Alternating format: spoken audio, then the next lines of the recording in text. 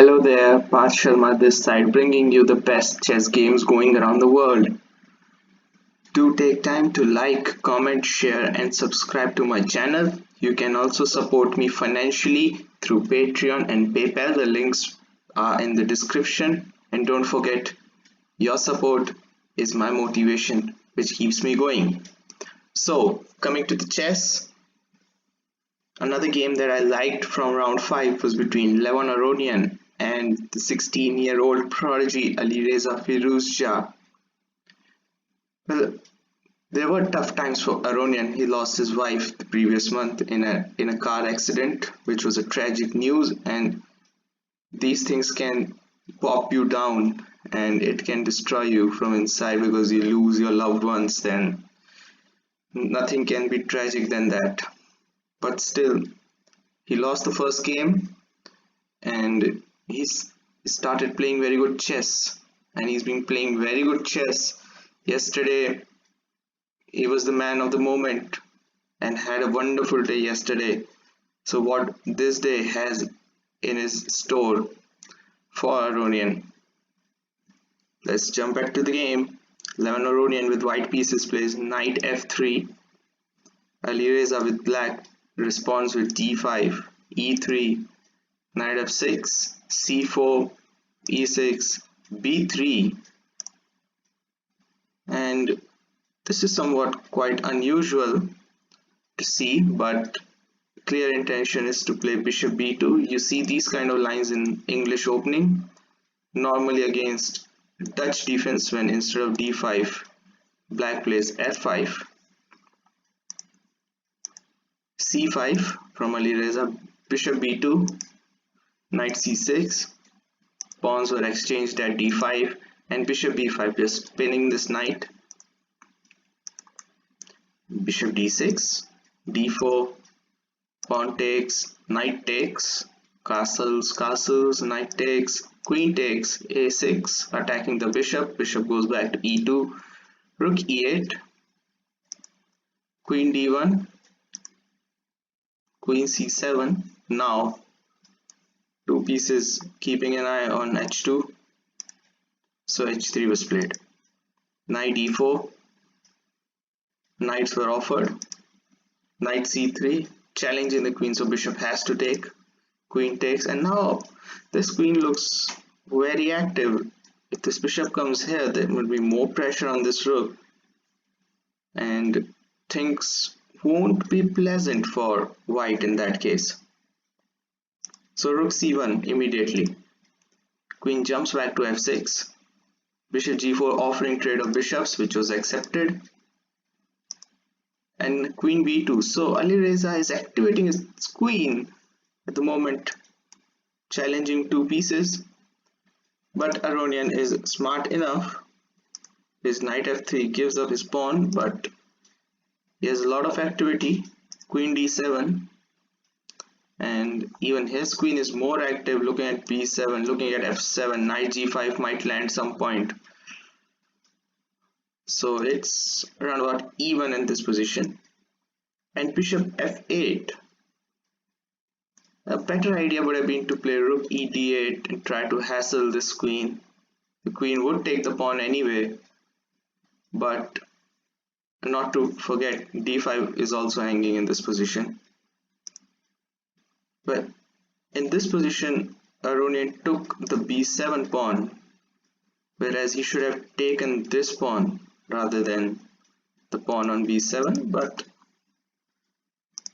nevertheless it's still level position. Rook a b8. Now he will look to capture this, queen c6. If queen takes would have happened, then queen takes and this pawn might have looked deadly, but queen takes b3 anyway, and queen takes a6. So that was his intention, to pick this pawn rather than this pawn. Oh, by the way, I should say if rook takes, then queen takes d5 pins the rook. That would have been unpleasant for black. Queen b6 offering trade of queens. Queen a2, rook b d8, rook f1. So everything is going quite okay for both players. Position looks even, and rook now strong holding this pawn by 3 pieces. That's good. Knight d4, queen comes to e4, rook c1 now controlling the c file. g6, what possible intentions are to give this king a cover, and also another thing is to develop this bishop through this side to attack the knight. Queen b5, rook d6, and now rook c8.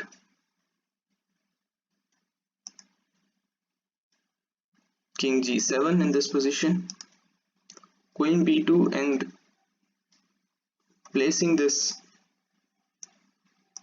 into the king's diagonal, so he has to do something. So rook takes,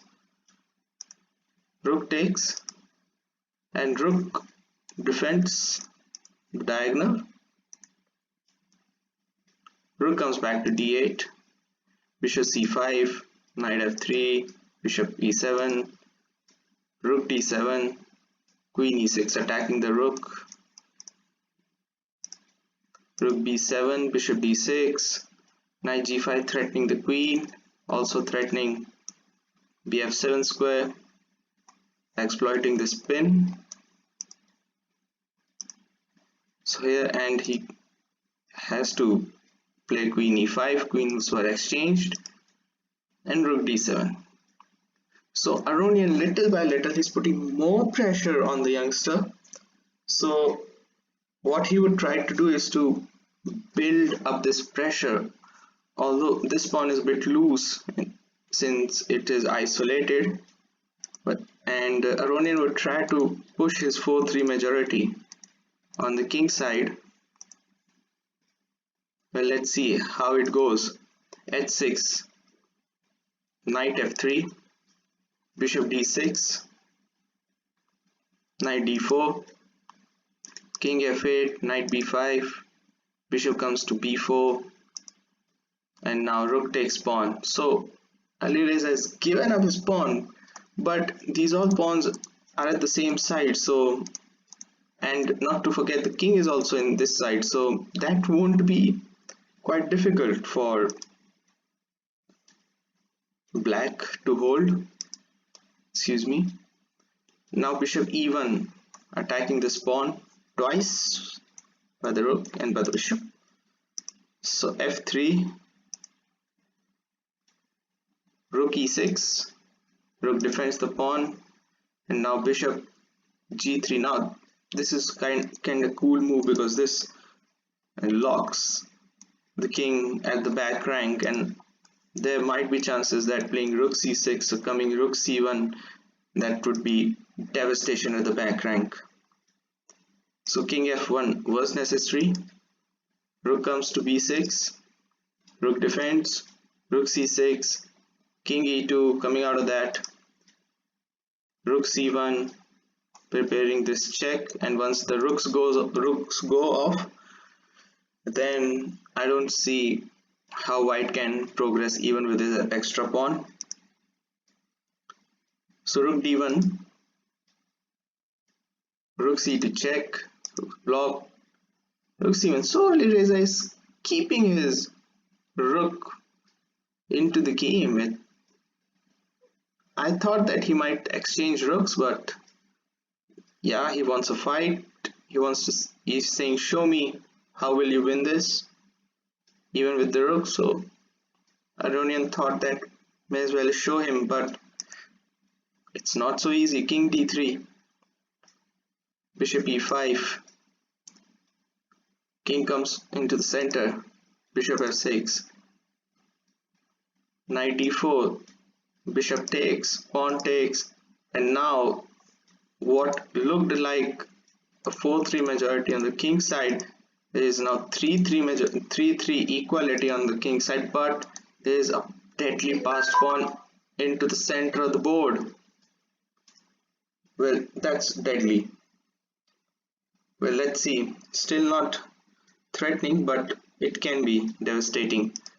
So rook a2, h5, king d5, rook comes behind the pawn, rook check, king in front of the king, shouldering the king, king e5, king e7, again shouldering the king so that this king doesn't come here, f4, rook comes behind the pawn, rook f1, h4, and little by little Aronian is building his position well.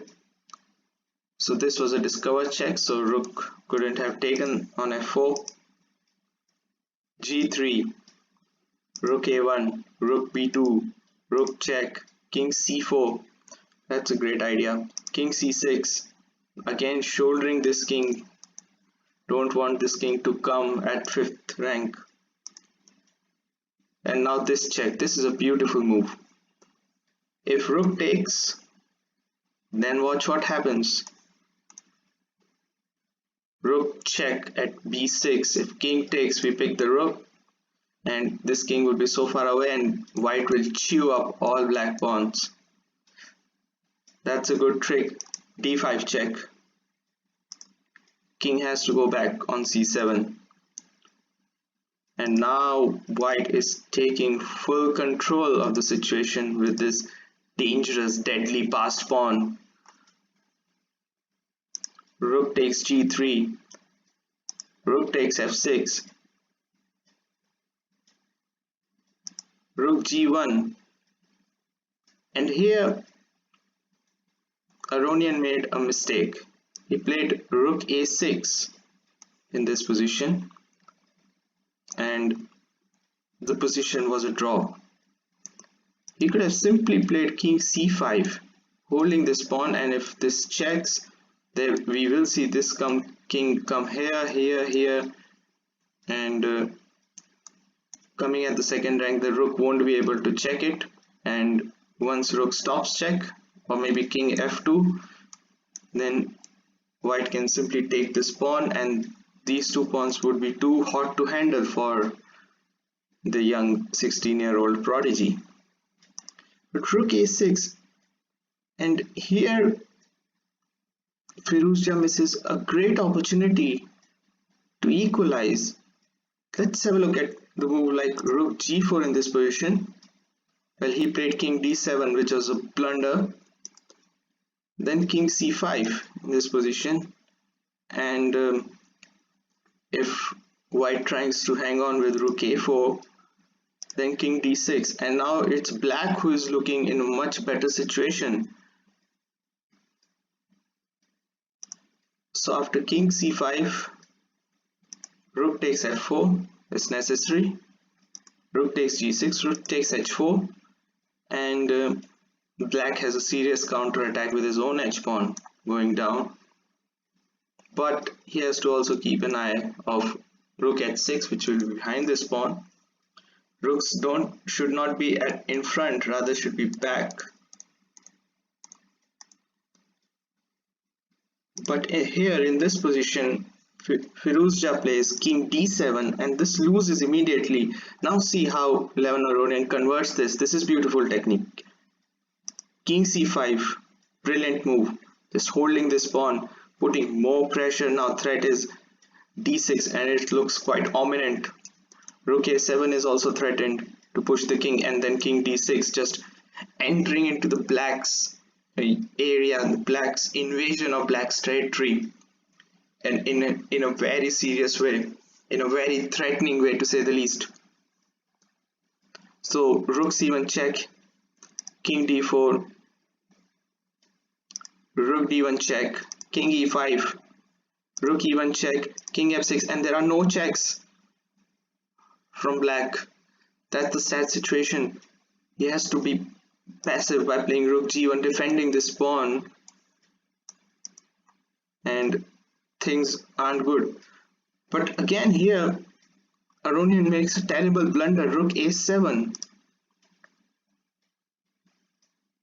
Now what happens if he plays rook a8 in this position? Well, this is different. After rook g4, king e5, rook takes h4, and now rook a7 check. And this rook isn't active anymore, it cannot check this king, and with the king at the last rank, always mating chances with the rook, and this pawn is going home. There is absolutely no defense to that. But rook a7 check was pretty bit premature in this position. King d6 gives little chance to Alireza. Rook g7, so he's trying to take this pawn with the rook so that pieces get exchanged and this pawn rolls home. Rook g4, rook takes g6, rook takes f4 check. Good move, keeping white on its toes, not taking h4 pawn too quickly. King e5, d6, and now the fatal mistake by Alireza. The best move would have been to play rook f5 check, king h6, rook f8, king takes h5, king f5, and now there are threats to play this, and there is no time to push this pawn. I think black stands equal in this position, and not to forget this rook's pawn. There won't be any progress. Once these rooks come out, black will try to stalemate this white king even with one pawn on the board. But rook d4 was too casual from Alireza.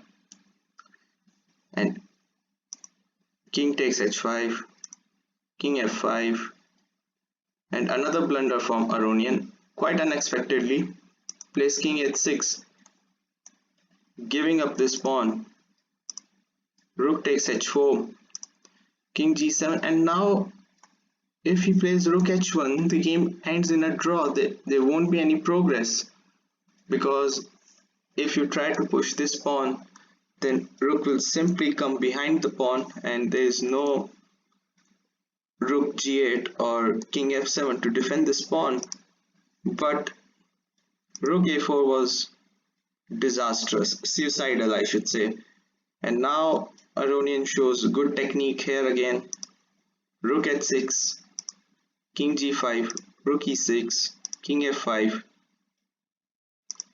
king f7, rook h4, and after rook e1, Alireza Firouzja resigned the game.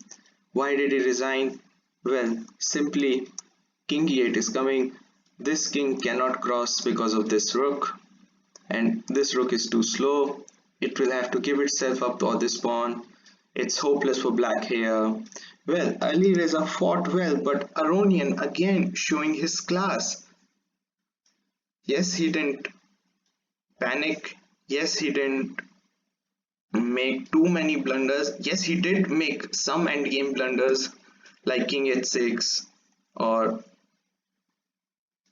rook a7 check, these kind of blunders, but he was quite aware that he's playing against humans, not against the machines, so he was quite confident about his approach in the endgame situation. And yeah, very happy for Aronian. He wins another game.